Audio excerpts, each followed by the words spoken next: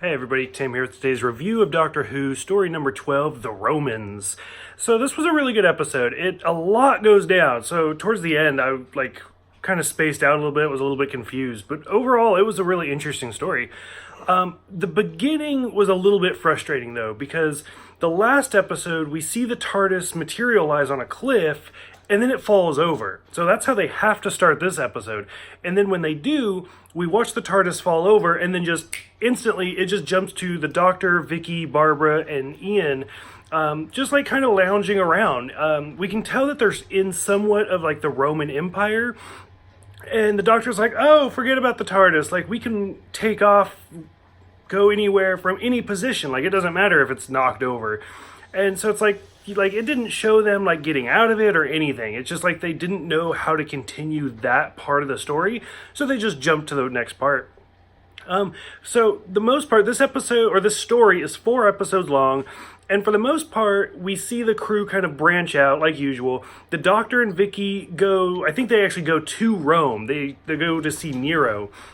Whereas Barbara and Ian kind of go through their own adventures, where we see like Ian get arrested and he's basically become a gladiator and he has to fight lions at one point, which comes back to the Doctor. It's kind of fun to watch the Doctor, and on their way to Rome they see an old man that is killed and he has a lyre with him. It's kind of like a harp.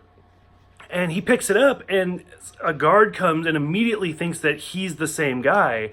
And so it turns out that this musician was kind of an assassin. And they take the Doctor off, and the Doctor basically has to perform for Nero, and he has no idea what to do. And so at one point he's like, I'm going to play this for sensitive ears, so not everybody can hear this, but let me know what you think. And he just goes through the motion and isn't making any noise. And nobody wants to admit that they can't hear it, so everybody's like, oh, he's so good.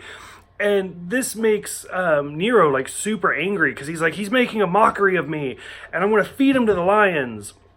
And the Doctor hears about this and makes some actually pretty good solid puns, where he's like, you're going to put me in the court. And Nero's like, how'd you know that? And he's like, oh, you're going to let me really do something to sink my teeth into it. And he just goes through all of this stuff. And it's like Nero's just so angry because the Doctor already knows all of his plans.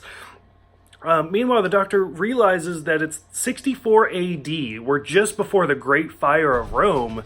And to get out of this, the Doctor accidentally, he takes his glasses off and he starts a fire. And Nero's just ready to kill the Doctor, and then sees the fire. And he's like, that's genius. That's how I'm going to restart my empire. I'm going to burn the old one down. And Vicky's like, you said we couldn't do anything, and you're the one who just gave him this idea. And then it's the classic story at the end. Everybody gets back together and they take off. Overall, I thought this was a great episode, a great story.